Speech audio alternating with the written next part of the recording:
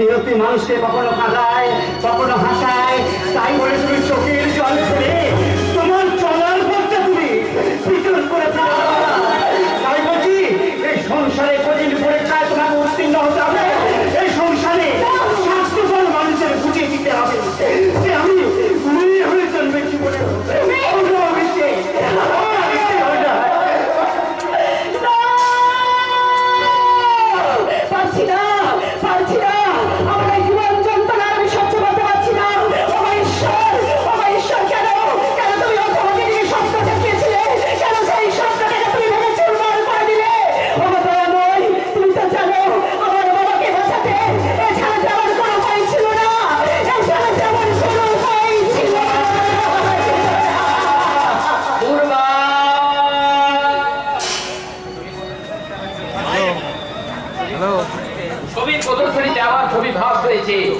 তোমার মনের সাল আমার স্বপ্ন একই।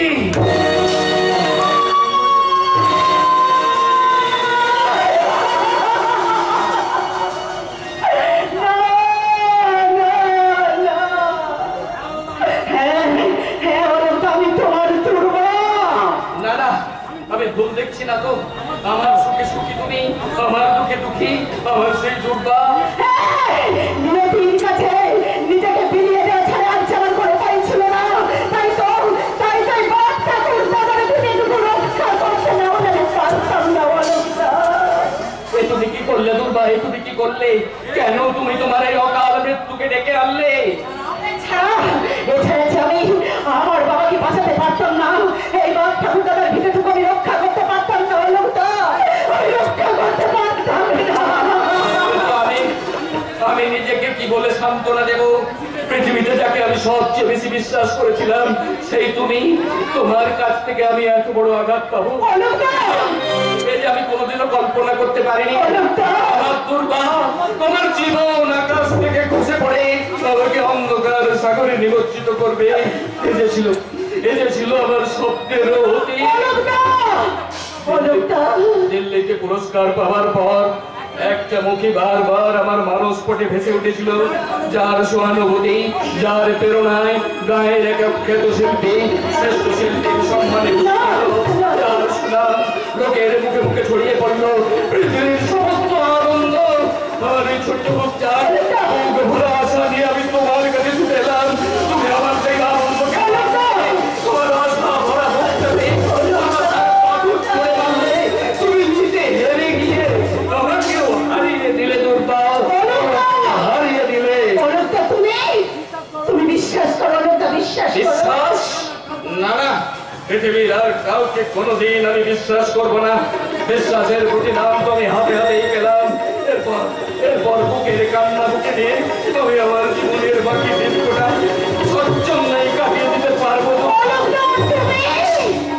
ভেঙে গেল আমার স্বপ্নের খেলাঘর, পড়ে গেল আমার হৃদয় আকাশের চাঁদ, দমকা ঝড়ে দেবে আমার জীবনে আমার জীবনের রাশি রাশি ফুল আজ মুখো মুখো ভুল হয়ে আমাকে ধরা দিলে। জীবনের শুরুতেই যার সব কিছু শেষ হয়ে যায়, জল তো তার একমাত্র সম্ভব হয় দুর্বা। না না, আমার এই দুর্ভাগ্যের জন্য আমি কাউকে দায়ী করবো না, কার বিরুদ্ধে আমি কোনো অভিযোগ জানাবো না।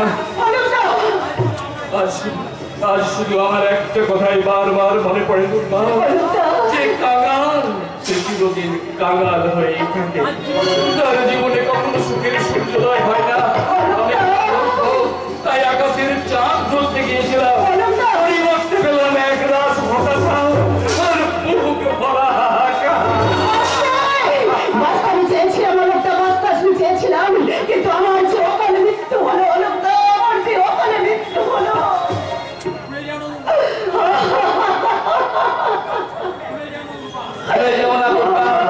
আজ তুমি ভগবান, ঈশ্বর, আর কত তুমি আঘাত তুমি আমাকে দেবে? তুমি টুকরো টুকরো করে দাও।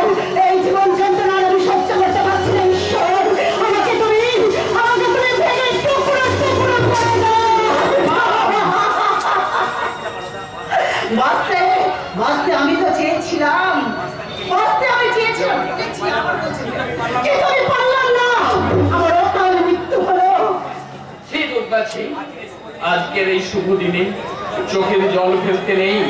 একজনের শেষ হয়, আরেকজনের হয় শুরু। নদীর এক কুল ভাঙে, আরেক কুল গড়ে। তাই বলে নদীর গতিপথ কখনো থেমে যায় না। মানুষের জীবনও ঠিক সেই রকম। তোমাকে আজ হাসি মুখে শ্বশুর বাড়ি যেতে হবে দুর্গা।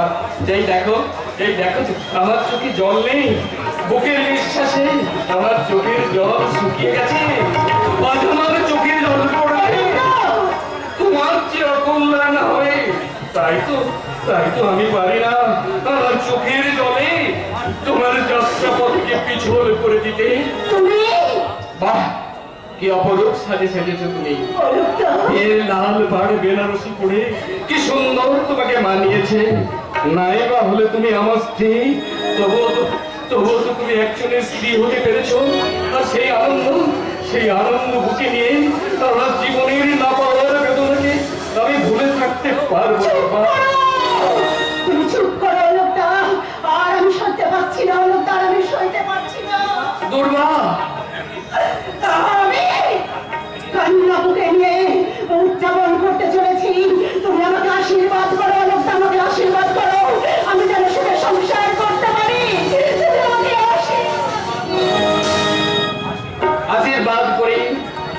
আশীর্বাদ করি দুর্গা। সংসার তোমার কাছে সুন্দর হোক, তোমার নবজীবন নব আনন্দের সার্থকতায় পরিপূর্ণ হয়ে উঠুক। আর একটা কথা তোমায় বলি দুর্গা, সংসার বড় পবিত্র জায়গা। সংসারের পবিত্রতা তুমি রক্ষা করো।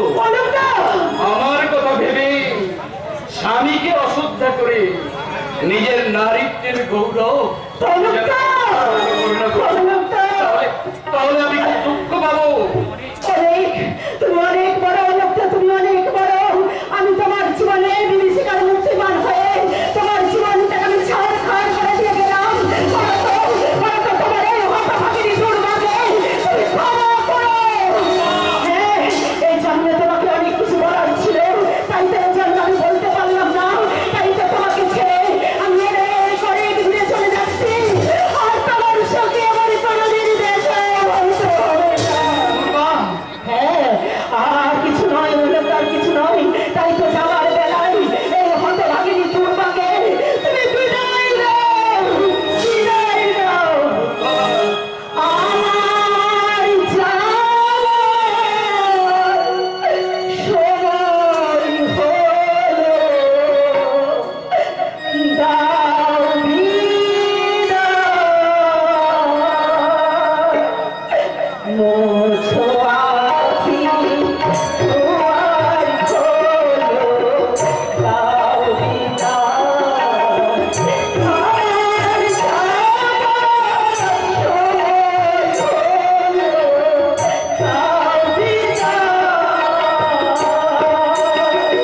মোছো আখি তোমার খোলো, দাও বিদায়।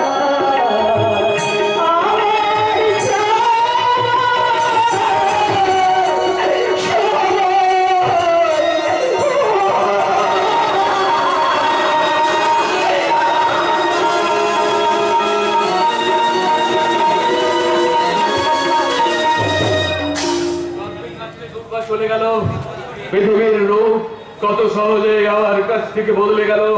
শুরু হলো আমার জীবনের নতুন অধ্যায়। জানি না আগামী দিন আমার জন্য কি নিয়ে অপেক্ষা করছে। এটি হলো বুকটা আমার খা খা করছে কেন? এক তীব্র শূন্যতা আমাকে গ্রাস করতে চাইছে কেন? কেন আমার নিঃস্বরিক্ত জীবনে বেরিয়ে আসতে চাইছে না পাওয়ার আত্মনাথ। দুর্বা, আমার দুর্বা, না সে আজ পরস্ত্রী, তার কথা ভাবা আমার অন্যায়। পাপ, দুর্বাকে আমায় ভুলতেই হবে, কিন্তু কেমন করে ভুলবো? দুর্বাই যে আমার মনোময় জীবনে বয়ে এনেছিল এক ঝলক মিষ্টি বাতাস, জাগিয়েছিল আমার মনে ভালোবাসার সুন্দর স্বপ্ন। সেই দুর্বাকে আমি কেমন করে আমার স্মৃতি রাগিনা থেকে মুছে ফেলবো? কাঁদছে, চলে গেল কাঁদতে কাঁদতে। আমার হতভাগীটা এ বাড়ি ছেড়ে চলে গেল। ওরে মা, এই তো সবে তোর কান্না শুরু। এরপর হতভাগীকে অনেক কাঁদতে হবে রে মা। আমি মানুষ চোখকে স্পষ্ট দেখতে পাচ্ছি ওই অসদি বিপুল সান্যাল স্বার্থ ফুরিয়ে গেলে তোর শরীরটাকে নর্তমায় ছুঁড়ে ফেলে দিবে রে মা। তারপর আস্তে করে শেয়ালে কুকুরে ছিঁড়ে ছিঁড়ে খাবে। তখন আমি আমার একমাত্র মেয়েকে হারিয়ে আকাশ পানে চিৎকার করে কাঁদবো, শুধু কাঁদবো। আপনি শান্ত হন কাকা বাবু, আপনি শান্ত হন। কে অলোক? হ্যাঁ কাকা বাবু, আমি অলোক। তুমি চুপ করে দাঁড়িয়ে আছে কেন বাবা? আমার কাছে কৈফিয়ত চাও বাবা, আমার কাছে কৈফিয়ত চাও। বলো কেন আমি দুর্বাকে তোমার কাছ থেকে কিনে নিয়েছি? কেন তোমাদের জীবনের গতিপথকে আমি ভিন্নমুখী করে দিলাম? চাও আমাদের কাছে কৈফিয়ত চাও। তুমি আমার এসব আপনি কি বলছেন কাকা বাবু? এসব আপনি কি বলছেন? বলবো না, আমার দারিদ্রতায় তোমাদের দুটো জীবনকে অঙ্কুরে বিনিষ্ট করে দিল। আমার বুক ভরা দুঃখের জন্য তোমাদের চিরবির স্বপ্ন শুকিয়ে ভর্তি হয়ে গেল। এরপরও তুমি কি আমাকে বলবে না বাবা? আমি অপরাধী। না না, আমাকে ক্ষমা করে দাও, আমাকে ক্ষমা করে দাও, আমার কাছে কৈফিয়ত চাও। না না, আপনাদের কারোর কোনো দোষ নেই। এতটুকু অভিযোগ আমি কারোর বিরুদ্ধে করব না। শুধু ঈশ্বরের কাছে কারো মনোবাক্যে প্রার্থনা করে যাব, দুর্বা সুখী হোক, তাদের দাম্পত্য জীবন মধুময় হোক, মধুময় হোক। ক্ষমা, হতভাগাটা আমাকে ক্ষমা করে গেল, কিন্তু বুকের ভিতরটা যে হাহাকার করছি তা তো আমি জানি। কে ওখানে দাঁড়িয়ে দাঁড়িয়ে গেছে? আমি কার কান্না শুনতে পাচ্ছি। হ্যাঁ, ওই তো আমার দুর্বাবা কাঁদছে। হাই না ভাই, আমার বুকে কি হলো? তুই আসবি না রে মা? আরে মা, তুই অভিমানে মুখ ফিরিয়ে রেখেছি। কে এইদিকে কার কান্না শুনতে পাওয়া যাচ্ছে? ও বিজয়া, তুমিও স্বর্গ থেকে কাঁদছো বিজয়া, তুমিও স্বর্গ থেকে কাঁদছো। কি বলছো? তোমার আদরের মেয়েকে আমি? কাঁদো বিজয়া, তোমরা কাঁদো। আমি কিন্তু কাঁদবো না, আমি শুধু হাসবো। না,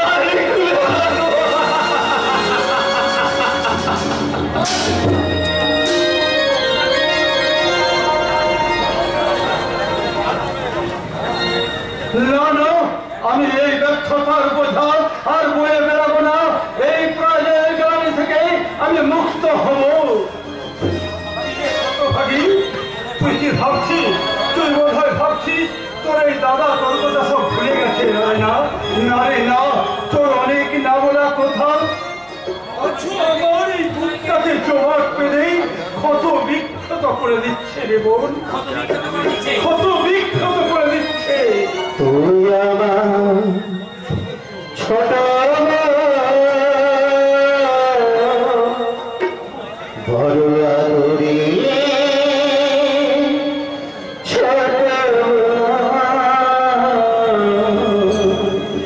তুই আমার ছোট বড় আদরে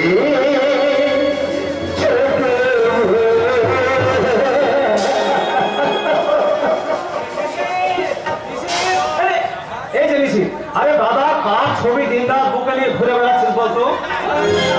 নিশ্চয়ই তোর প্রেমিকা তুই জেলে গেছিস শুনে তোকে ঘৃণা করে প্রত্যাখ্যান করেছে, তাই না? আরে দাদা, বৃথায় তার কথা ভেবে মরছিস।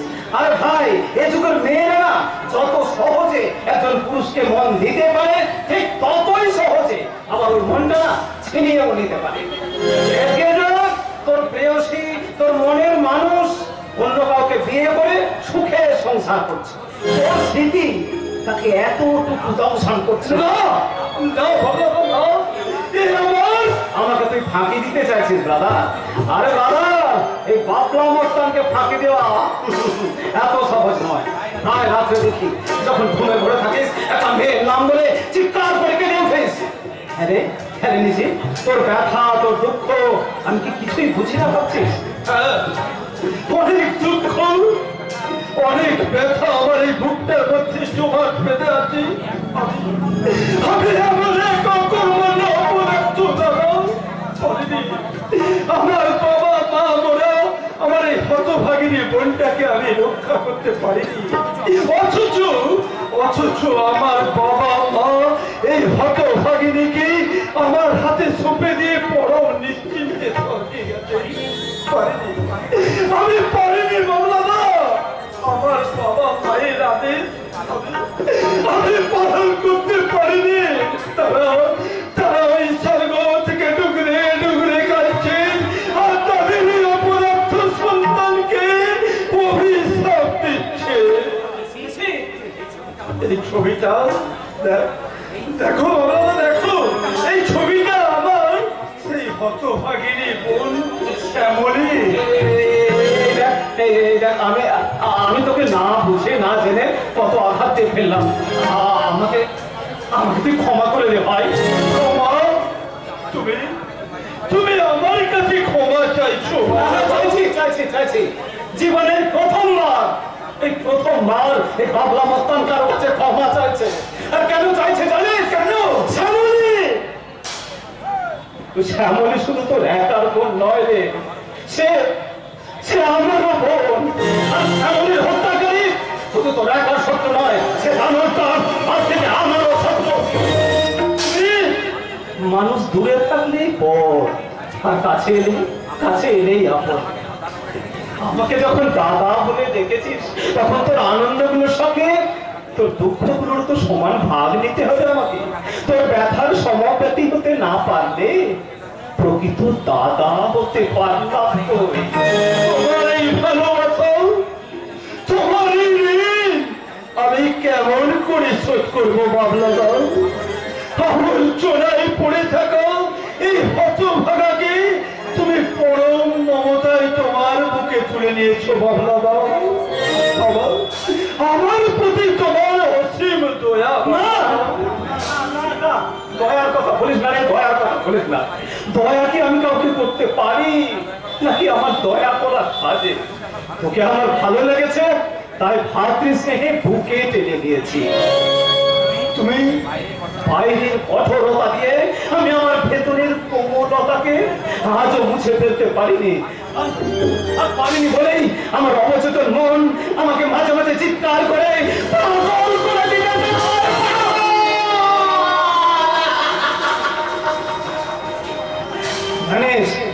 জানিস নেশে এই ভদ্র পরিবেশ পেলে না আমি আর পাঁচটা ভদ্র বাড়ির ছেলের মতো ভদ্রভাবে বেঁচে উঠতে পারতাম। কিন্তু এই জন্মে আমার শেষ হাত পূর্ণ হলো না। আর এর জন্য গায়ে শুধু আমার গর্ব হারিনি। কি বলছো তুমি বাবা? তোমার মা বলিস না রে, মা বলিস না। সেটা একটা হতভাগী, সেটা একটা দায় নেই, সেটা একটা রাক্ষসী। সে তার শরীরের খোদা চরিতার্থ করতেই আমাকে পৃথিবীতে নিয়ে এসেছিল। কিন্তু সে হতভাগীটা জানেনি আমাকে আমার পিতৃ পরিচয়। সে রাক্ষসীটা আমাকে বলেনি আমার বাবা কে। বাবলা, ছোট থেকে অনাথ আশ্রমে মানুষ হয়েছে। তখন ভাবতাম এই অনাথ আশ্রমের চার দেয়ালের বাইরে চলে গেলে এই আলোর পৃথিবী আমাকে তার বুকে টেনে নেবে। তাই একদিন গভীর রাত্রে যখন সবাই ঘুমিয়ে আছে, ঠিক সেই সময় মাঝরাতে আমি পাঁচিল টপকে চলে গেলাম বাইরে। কিন্তু না রে, আগাছার মতো পৃথিবীতে যে বেড়ে উঠেছে তাকে কেউ কাছে টেনে নিল না, কেউ আদর করল না। সবাই আমার মুখের উপর ছুটিয়ে দিল ঘৃণার ফটো। এই পৃথিবীতে তাই আজ আমার একটাই পরিচয়, আমি অবৈধ সন্তান, অবৈধ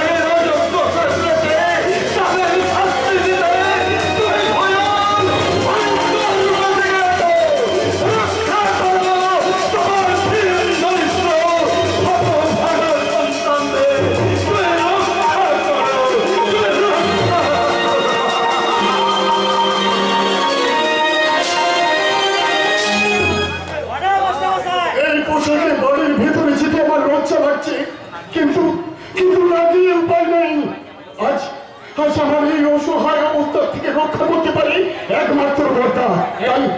তাই তার সামনে গিয়ে আমাকে দাঁড়াতে। এখানে কেন তুমি এসেছো? হ্যাঁ বর্দা, আমি ভাবলাম কোনো ভিখারি টিকারি হবে, হয়তো আজকাল ভিখারিদের যা উৎপাদ বেড়েছে কারণে অকারণে বাড়ির সামনে দরজা দিতে পারলেই হলো। বর্দা শান্তিপ্রিয় মানুষকে একটু শান্তিতে ঘুমোতে দেবে না? আরে সবসময় দাও আর দাও। আরে বাবা, দিয়ে কি কারো অভাব মেটানো যায়? কথাটা ঠিকই, তবে সাত করে কেউ ভিক্ষাবৃত্তি গ্রহণ করে না। নির্ময় হয়ে মানুষের পাশে মানুষ হাত পেতে দাঁড়ায়। তাই নাকি? এটা তোমার জানা ছিল না চন্দন? দুঃখ যাদের কোনোদিন স্পর্শ করেনি, দুঃখের দুঃখ তারা কোনোদিন অনুভব করতে পারে না।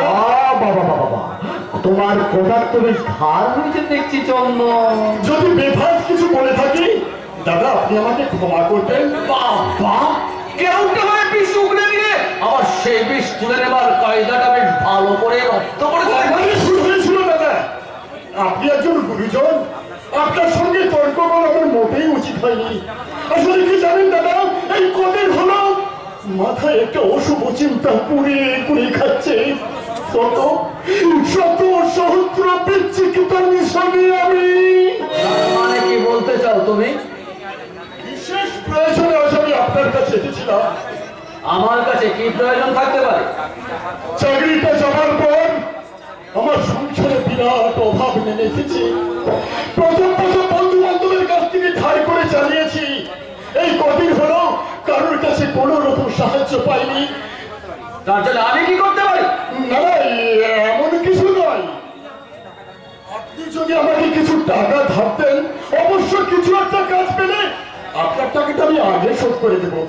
জানেন দাদা, আজ কদিন হলো ছেলেটি আমার অসুখে শয্যাশায়ী, তার মুখে আমি এক ফোঁটা ওষুধ তুলে দিতে পারিনি। পারবে কি করে চন্দন? বড় বড় লেকচার মারলে কি আর পেট ভরে? সেই জন্য কর্মক্ষমতা থাকা প্রয়োজন। কি বলছেন আপনি? ঠিকই বলেছি। কারখানা শ্রমিক থেকে নেতা হতে গিয়েছিলে বলে নেতা হবার স্বাদ মেটে যেত, এটাই তোমার প্রাপ্য ছিল। এই কথাটা আর যার মুখেই শোভা পান দাদা, আপনার মতো একজন শিক্ষিতের মুখে এই কথাটা শোভা পায় না। স্বভাব পাই আর কি স্বভাব পাই না, সেটাকে আমাকে তোমার কাছে শিখতে হবে। আপনি অযথাই উত্তেজিত হচ্ছেন। Get out! I still get out! আর বাড়ির সীমানায় যেন তোমাকে না দেখতে পাই। আপনি গরিব আত্মীয় বলে আজ আপনি আমাকে এইভাবে অপমান করতে পারলেন। আমি যদি ধনী হতাম, আপনাদের সাথে তাল মিলিয়ে চলতে পারতাম, তাহলে হয়তো আমার কপালে এই লাঞ্ছনা যুক্ত না। আত্মীয় আমাকে তোমাকে আত্মীয় বলে পরিচয় দিতে আমাকে ঘৃণা হয়। আমি একটা অপদার্থ। অপদার্থ বললে কম বলা হবে। যে স্ত্রী পুত্রের ভরণ পোষণ করতে পারে না, সে আমার কাছে একটা জড় পদার্থ। আর বলবেন না দাদা, আর বলবেন না। খুব শিক্ষা হয়েছে আমার। আমি বুঝতে পারিনি যে অভাবের দিনে আত্মীয়র কাছে হাত পাতলে তাকে চরম অপমানিত হতে হয়। তবে আর দাঁড়িয়ে আছো কেন? চোখের জল না ফেলে মানে মানে এখান থেকে বিদায় হও। ওইসব সস্তা সেন্টিমেন্ট থেকে এই দিব্যেন্দু মৈত্রের মন গোলাতে পারবে না। অনেক কষ্ট করে পয়সা রোজগার করতে হয়, আর সেই পরিশ্রমের অর্থ আমি কোনো ভিখারিকে দিই না আর দেব না। আপনি আপনি ভুল করলেন দাদা। আজ আমি নিঃস্ব রিক্ত পথের ভিখারি ঠিকই, কিন্তু আপনার বোন সরজু আমার কাছে মৃত, তাই তোমাদের কোনো কানা করিও সাহায্য করতে আমি পারবো না। এরপরেও আপনি সাহায্য করলেই তা আমি হাত পেতে নিতে পারবো না। তাতে যদি আমার একমাত্র সন্তানের মৃত্যু দৃশ্য সহ্য করতে হয়, বাবা হয়ে চোখের সামনে সেই সন্তানের মৃত্যু দৃশ্য সহ্য করবো, তবু এই বড় লোক আত্মীয় দেওয়া অশ্রদ্ধার দাম নিয়ে আমি আমার রক্ত মাংসের শিশুকে বাঁচিয়ে তুলবো না দাদা, বাঁচিয়ে তুলবো না। আমি গরিব আত্মীয় বলে আজ আপনি আমার প্রতি যে দুর্ব্যবহার করলেন, মৃত্যুর আগে পর্যন্ত না করে রেখে থাকলেই আমার এই ব্যর্থ জীবনের দিনের পিতে অশ্রুর কালিতে শুধু আমি একটা কথাই লিখে রেখে দেবো, ভগবান যাকে কাঙাল সাজায় মানুষ তাকে অনেক দুঃখ দেয়, মানুষ তাকে অনেক দুঃখ দেয়। এখনো তুমি এখানে দাঁড়িয়ে আছো? আরে বাবা, সাকার দোকানে কখন যাবে? এই যাচ্ছি যাচ্ছি তো। আশ্চর্য, এতক্ষণ তুমি এখানে কি করছিলে বলতো? আমার ভুল না, ওই যত সব আওয়াজ করে এসে আচ্ছা, তুমি কার কথা বলছিলে? ও, তোমার মায়ের আপনার জামাই এসেছিল, তা বাবু তাকে যত্ন করে বাড়ির ভেতরে নিয়ে গেলে লাগে। পেয়েছো একটা পথের বিজ্ঞানীর সঙ্গে সম্পর্ক রাখো আমি। নিশ্চয় তোমার কাছে টাকার জন্য এসেছিল। সে আর বলতে এই, তুমি তাহলে তো আরে না না দিদি, উঠতে দু চার কথা শুনিয়ে দিয়েছি। বিবেক বলে যদি কিছু থাকে না, তাহলে এবারে ত্রিসীমানায় পা দেবে। ঠিক করেছো, কুকুরকে প্রশ্রয় দিলে না মাথায় উঠে পড়বে। আর সে আর বলতে আমি সার বুঝেছি কোনো এই জীবনে কেউ কারো নয়। কি বললে? তাহলে আমিও তোমার কেউ নয়? কে বললে তুমি কেউ নয়? তুমি তো আমার চোখা সর্বস্ব সব। কি বলছো? কি জানো, আমার কি আনন্দ হচ্ছে, আমার মনে হচ্ছে এমনি করে তোমাকে জড়িয়ে ধরে আমি বলি, মধুরাতে দুজনাতে এসো না দাঁড়াই পাশাপাশি, উড়ে গেল কাছে এসো, তুমি আছো আর আমি আছি।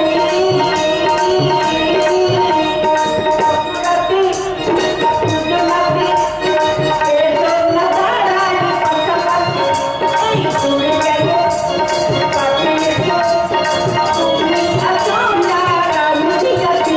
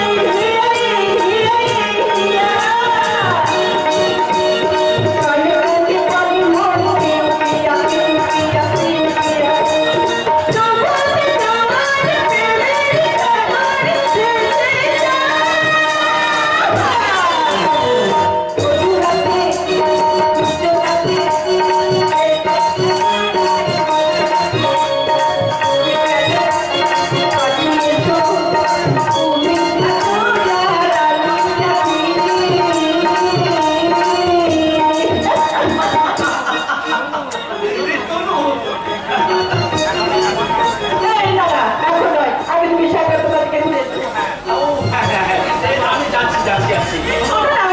একবারই সোনার হার গঠন করে নেবে, কম হলে আমি কিন্তু দিদির ছেলের অন্নপ্রাশনে কিছুতেই যেতে পারবো না। সে আর ভাবলো হবে না তনু।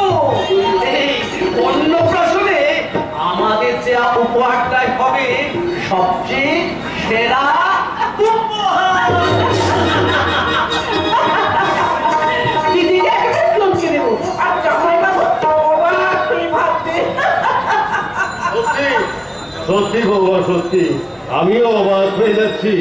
দিব্যেন্দু এতটা নিচতার পরিচয়টা দিতে পারলো কি তার করে? মানে নিজের শালীর ছেলের অন্নপ্রাশনে সে হাজার হাজার টাকা খরচ করতে পারবে, অথচ বন ভগ্নিপতির দুরবস্থায় তাদের পাশে দাঁড়াবার কর্তব্যটুকু পর্যন্ত সে করতে ও, পারে না। বুঝতে পেরেছি, আজকাল তাহলে আপনি স্বামী স্ত্রীর কথা আড়ি পেতে শোনা হচ্ছে, তাই না? না না বৌমা না, আরই আমি পাতিনি। আমি এ পথেই আসছিলাম, তোমাদের কথাগুলো আমার কানে গেল, তাই তো ভাবছি যে শিক্ষার মানদণ্ডটা যে কোথায় নেমেছে। জানো বৌমা, এর থেকে আমি যদি দিব্যেন্দুকে অশিক্ষিত মূর্খ করে রাখতাম, হ্যাঁ, আপনি কি বলতে তাহলে বোধহয় সে তার হতভাগিনী বোনটাকে ফেলতে পারত না। আর আমি কি বলতে চাইছি বৌমা, আমি যা বলতে চাইছি তা তো আমি বলতে পারছি না। কি বলতে চাইছেন আপনি? আমি বলতে চাই বৌমা একটাই কথা, তুমি ঘরের লক্ষ্মী, সংসারের শান্তিকে তুমি এইভাবে নষ্ট করো না বৌমা, এইভাবে নষ্ট করো না। শ্বশুর শাশুড়ি দেওর ননদ এদের সবাইকে নিয়ে সংসার করার মধ্যে যে কি আনন্দ, এই আনন্দ তুমি কোথাও খুঁজে পাবে না বৌমা, কোথাও খুঁজে পাবে না। আর সোয়াদ টাকা পাবে না। আসলে আপনার রাগটা কোথায় আমি বুঝতে পেরেছি। আমার দিদির ছেলের অন্নপ্রাশনে এক ভরি সোনার হার দিচ্ছি, এটা আপনি মোটেই সহ্য করতে পারছেন না বৌমা, তুমি আমাকে যতখানি নীচ মনে করছো আমি অতখানি নীচ নই। কুটুম্বিরা অবশ্যই করতে হবে, তবে এটাও তো তোমাকে মনে রাখতে হবে বৌমা যে সরয়ু তোমার জনম দুঃখিনী ননদ। তার জন্য তো আপনি রয়েছে বৌমা, সেই ক্ষমতা যদি আমার থাকতো তাহলে আমার জীবনের ভাগ্য রেখাটাই তো বদলে যেত। এই সংসারটার পরিস্থিতি তো অন্যরকম হতো। না পারিনি বৌমা, পারিনি, আমি পারিনি। আমি নিজের ভবিষ্যৎটাকে আলো জ্বালাতে যে ওই দিব্যেন্দুর ভবিষ্যৎটাকে অন্ধকার করতে পারি। আজকে তোমার স্বামীর যে এত প্রতিপত্তি, এই সমস্ত কিছুর পিছনে কি আছে জানো বৌমা? এই বুড়ো মানুষটার অক্লান্ত পরিশ্রম। আচ্ছা বলুন তো, মাসে আপনি কত টাকা মাইনে পেতেন? গেল বৌমা শ্বশুর মশাইকে জিজ্ঞাসা করছে আপনি কত টাকা মাইনে পেতেন। কেন বৌমা, তুমি তো দিব্যেন্দুর সঙ্গে অনেক অনেক কথাবার্তা বলো আমাদের নামে। একবার তাকে না হয় জিজ্ঞাসা করে দেখো যে তার এই বুড়ো বাচ্চা তার জন্য কি করেছে। বিষ্ণায় অথচ খোলা ঠিকই আছে, সেই জন্য মানুষ বলে না দেখি স্বর্গে কেউ থার ভাঙে। শুনুন, যেভাবে আছেন সেভাবে থাকার চেষ্টা করবেন। বেশি কিছু আশা করলে আপনাদের কপালে ছায়ও দিবে না। এখন যে তোমরা দুটো খেতে পারছেন, ভবিষ্যতে আপনাদের কপালে উন্নতির ছাই দিবে। এত বড় কথা তুমি বলতে পারলে বৌমা? হ্যাঁ পারবে তো। আজকে তুমি কীর্তিমান স্বামী পেয়েছো, সাজানো গোছানো সংসার পেয়েছো, কিন্তু একবার যদি তুমি ভেবে দেখতে। আচ্ছা আমি চাই না। আর শুনুন, আমি আপনাকে লাস্ট দিচ্ছি, ভবিষ্যতে কোনোদিন কখনো ওই ইঁদুরের মতো চিৎকার করে আপনি কিন্তু বাড়ি মহা করবেন না। কি বলে বৌমা, কি বলে? তুমি আমাকে ইতর বললে? ইতর?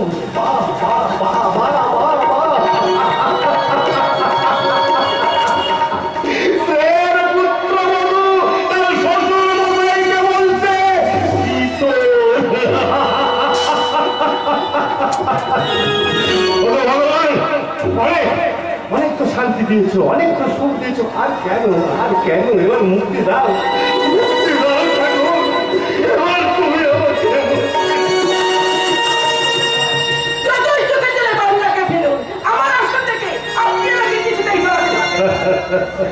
তা আমি জানি বৌমা, তা আমি জানি। আমার চোখের জল তোমাদের কাছে শিশিরের বিন্দু বৌমা, আমার বুক ফাটা কান্না তোমাদের কাছে আনন্দের জোয়ার। পুরো মাস পেতে কাটতে পারছি না বৌমা, বিশ্বাস করো। আমার এই মনটা, অবুঝ মনটাকে কিছুতেই আমার কথা শুনতে পারছে না। একটা কাজ করতে পারবে বৌমা, একটা কাজ। তোমার পায়ের ওই দামি চপ্পলটা খুলে তুমি আমার কপালে মারতে পারবে। আমি দেখবো যে সেখানে আর কত দুঃখ আমার জন্য জমা হয়ে গেছে।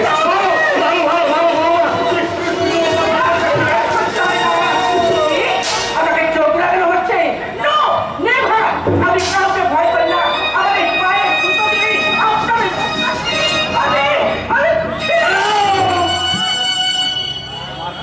জুতোটা কতখানি মজবুত তা পরীক্ষা করে দেখবার জন্য তুমি তোমার মুখটাকে বেছে নাও। নামাও বলছি হাত, নইলে আমার মাথায় রক্ত উঠে গেলে আমি তোমার এই কালো কুৎসি ভাতটাকে। তুমি আমার গায়ে হাত তুলতে চাও? এখনো যে তুলিনি, এটাই তোমার পরম সৌভাগ্য। সম্মানের পরমে আজ তুমি রেহাই পেয়ে গেলে, নইলে আমার হাত থেকে কেউ তোমাকে রেহাই রক্ষা করতে পারতো না। আমাকে তুমি স্বার্থপরতা যে মানুষকে কতখানি নিচে নামাতে পারে তুমি তার জ্বলন্ত প্রমাণ। তুমি না শিক্ষিতা,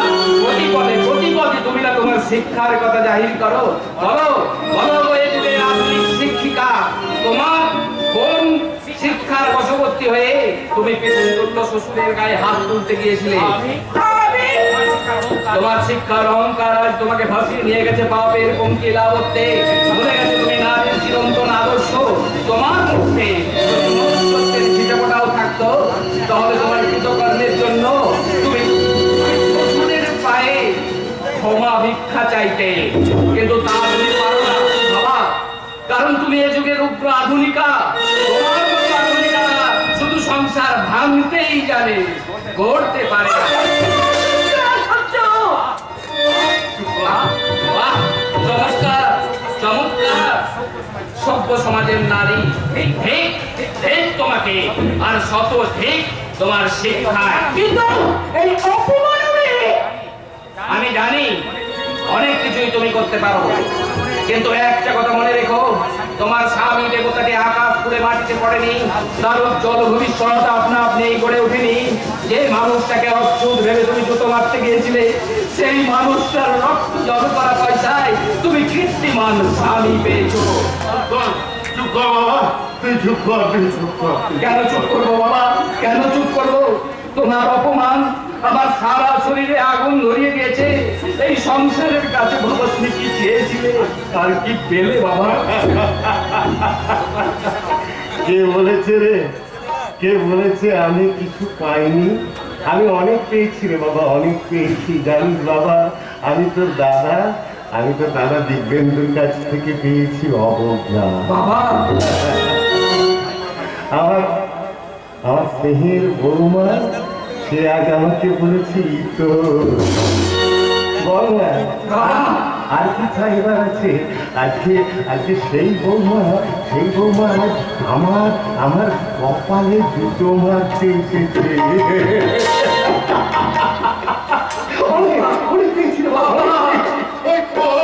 আমার সব স্বপ্ন পূরণ করেছে।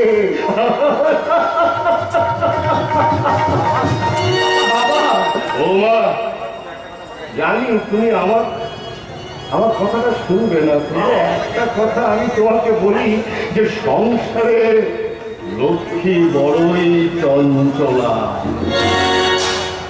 আজ গর্বে অহংকারে তুমি যে ভুলগুলো করতে যাচ্ছ, সেই ভুলগুলো থেকে তুমি নিজেকে সরিয়ে নাও, নিজেকে সরিয়ে নাও। না হলে এই সংসার থেকে শান্তি তো অনেকদিন আগেই চলে গেছে, লক্ষ্মীও চলে যাচ্ছে। খুব সাবধান, খুব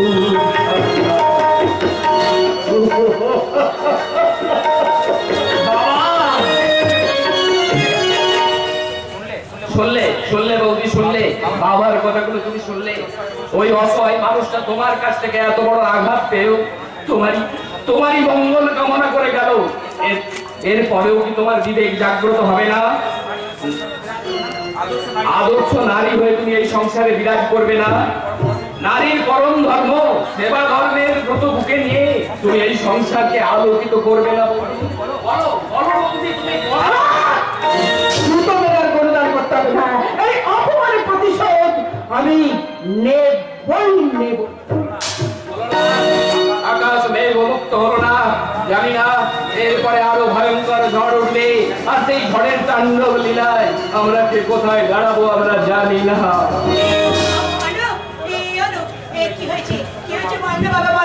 তোর বাবাকে দেখলাম বিছানায় শুয়ে ঘুমড়ে ঘুমড়ে কাঁদছে। আমি তাকে জিজ্ঞাসা করলাম, তার চোখে জল ছাড়া আমি যে তার কাছ থেকে কোনো উত্তর পেলাম না রে বাবা। আঘাত যখন দুর্বিষহ হয়, জীবনের সব স্বপ্নগুলো যখন ভেঙে যায়, তখনই তো মানুষ চোখের জলকে সম্বল করে নেয় মা। এই তা আমি জানি রে খোকা, তা আমি জানি, কিন্তু তোর বাবা অনেক কিছুই আশা করেছিলেন, কিন্তু তার আশার দিক যে অচিরেই শেষ হয়ে যাবে এটা ছিল তার ধারণার অতীত। তুই মানুষের কাছে আঘাত পায় ঠিকই, কিন্তু অতি বড় আপনজনের কাছ থেকে আঘাত পেলে আর কোনো সান্ত্বনা দিয়েই তার বুক বাঁধা যায় না মা। মানুষ সব সহ্য করতে পারে না শুধু প্রিয়জনের উপেক্ষা আর অপমান সহ্য করতে। তুইও কাঁদছিস বাবা, তুইও কাঁদছিস। তোরা যদি সকলে মিলে এভাবে ভেঙে পড়িস তাহলে আমার শেষ সান্ত্বনা কোথায় তোরা বলতে পারিস বাবা? অনেক দেরি হয়ে গেছে মা, অনেক দেরি হয়ে গেছে। বড় দেরিতে আমার ঘুম ভেঙেছে। সংসার সম্পর্কে আমি সম্পূর্ণ উদাসীন ছিলাম, কিন্তু আজ যে আমি তিক্ত অভিজ্ঞতা সঞ্চয় করেছি তাতে আর এক মুহূর্ত সময়ের অপচয় আমি করতে পারি না মা। তুমির সঙ্গে সমস্ত সম্পর্ক ছিন্ন করে আমাকে শুরু করতে হবে নতুন জীবন। আমাকে টাকা রোজগার করতে হবে মা, আমাকে টাকা রোজগার করতে হবে। টাকা রোজগার করে তোমাদের মুখে হাসি ফুটিয়ে তোলাই হবে আমার একমাত্র জীবনের ব্রত। মাগো, বাবা মায়ের চোখে জল পড়লে সন্তান কখনো তার সাধনায় সিদ্ধি লাভ করতে পারে না। তোমরা আমার উপাস্য দেব দেবী, তাই তোমাদের চোখের জল মুছিয়ে দিতে না পারলে আমার নরকে উঠাই হবে না মা।